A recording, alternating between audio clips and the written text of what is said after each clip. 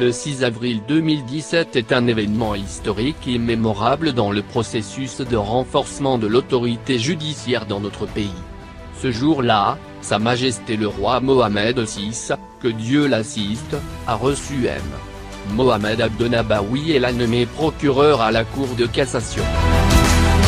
Depuis son entrée en fonction, M. Mohamed Abdenabaoui s'est engagé dans le processus de réforme, conformément aux directives de Sa Majesté, comme indiqué dans le daïr de sa nomination, qui constitue la référence principale pour son projet de travail et le travail de tous les juges du ministère public auprès des tribunaux du royaume.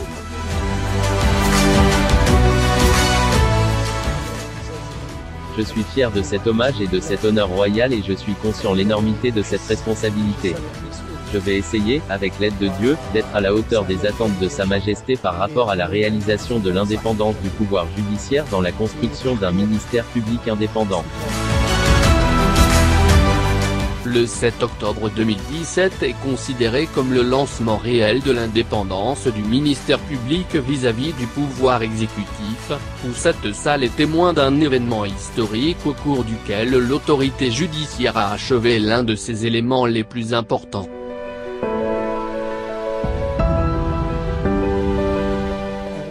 Maintenant, le Maroc entre dans une période historique critique et peut s'aligner parmi les grandes puissances de la démocratie, alors je félicite les Marocains pour cette réalisation, et personnellement je souhaite être au niveau de la responsabilité que Sa Majesté le Roi, que Dieu le glorifie, a placée en moi-même et mes collègues du ministère public.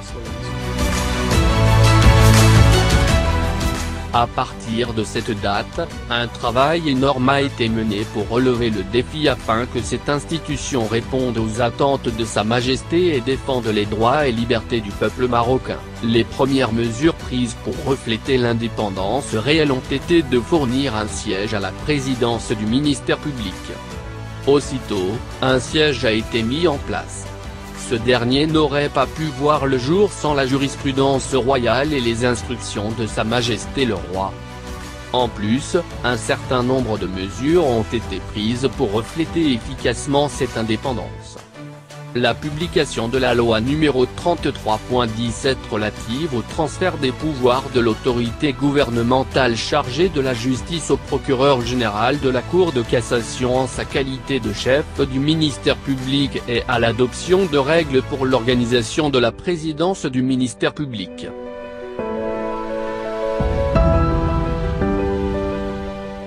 La publication de la loi numéro 1.17 relative à l'organisation structurelle du chef du ministère public, qui a permis la disponibilité de l'organisation administrative, la répartition des tâches et l'organisation des travaux confiés à l'institution de la présidence du ministère public.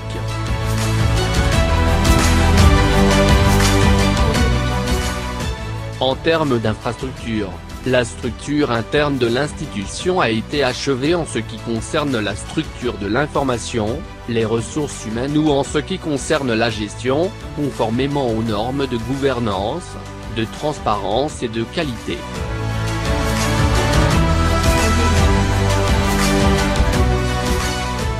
En termes de formation, la présidence du ministère public a organisé plusieurs sessions de formation avec une série de sujets d'intérêt au profit d'environ 500 juges.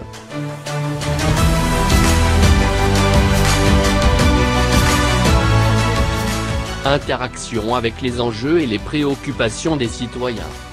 Dans le cadre du suivi des cas et de la réactivité aux questions et préoccupations des citoyens, la présidence du ministère public a publié une série de plus de 60 périodiques et dépliants distribués comme suit. La coercition physique dans les infractions routières. La détention provisoire. La protection des droits des femmes et des enfants. La traite des êtres humains. Les travailleurs domestiques. La protection des données personnelles. Le droit d'accès à l'information. L'accueil des plaignants. Pour une meilleure communication avec les citoyens, la présidence du ministère public a attribué un espace pour l'accueil des plaignants.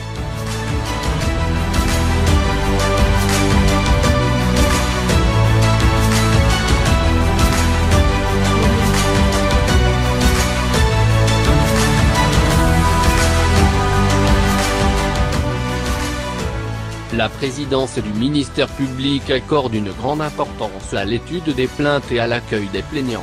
À cet égard, plusieurs circulaires ont été adressées aux procureurs auprès des tribunaux pour les exhorter à interagir positivement avec les plaintes des citoyens et à leur accorder une attention particulière. Aussi, la communication avec les plaignants se fait par SMS pour leur permettre de faire le suivi de leurs plaintes et de les informer de leur sort, responsabilité dans la vie publique. Comme contribution de la présidence du ministère public à la création de la responsabilité dans la vie publique, elle a lancé la création d'un centre d'appel pour signaler les infractions de corruption. Depuis sa création le 14 mai 2018 et jusqu'à mars 2019. 67 cas ont été enregistrés. Je pense que la présentation d'un rapport en cette période reflète un résultat positif dans lequel tous les juges du ministère public, qu'ils agissent sous la présidence du ministère public ou du personnel du tribunal, ont fourni de grands efforts pour partager les fruits de leur travail au cours de cette année. En termes de communication, la présidence du ministère public a créé une nouvelle dynamique dans sa communication interne tant avec ses juges dans les différents tribunaux du royaume, où plusieurs réunions ont eu lieu, qu'avec son environnement extérieur, pour interagir avec la société dans des affaires clés principalement la coercition physique relative aux infractions et aux amendes.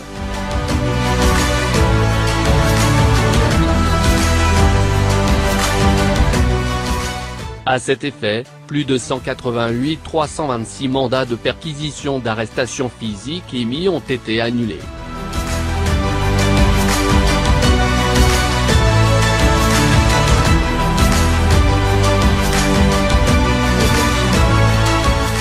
L'objectif de ce mécanisme est la réactivité et l'efficacité de sorte à ce que lorsqu'un citoyen est soumis à l'extorsion, il communique directement avec le ministère public qui coordonne avec le ministère public de la police judiciaire pour arrêter l'accusé. Cette ligne directe n'a pas pour but les poursuites, mais la dissuasion générale. Les efforts menés par la présidence du ministère public ont abouti à sa sélection parmi les figures les plus éminentes en 2018. En termes de diplomatie judiciaire. Malgré sa création récente, la présidence du ministère public a pu donner à l'expérience marocaine une portée internationale qui lui a permis l'adhésion à plusieurs organismes internationaux. Élection à l'Association internationale des procureurs africains, vice-président pour l'Afrique du Nord. Adhésion à l'Association internationale des procureurs basée à La Haye. Le Royaume du Maroc a obtenu le statut d'observateur au sein du Conseil consultatif de l'Agence européenne. Réception d'un groupe de personnalités internationales des droits de l'homme.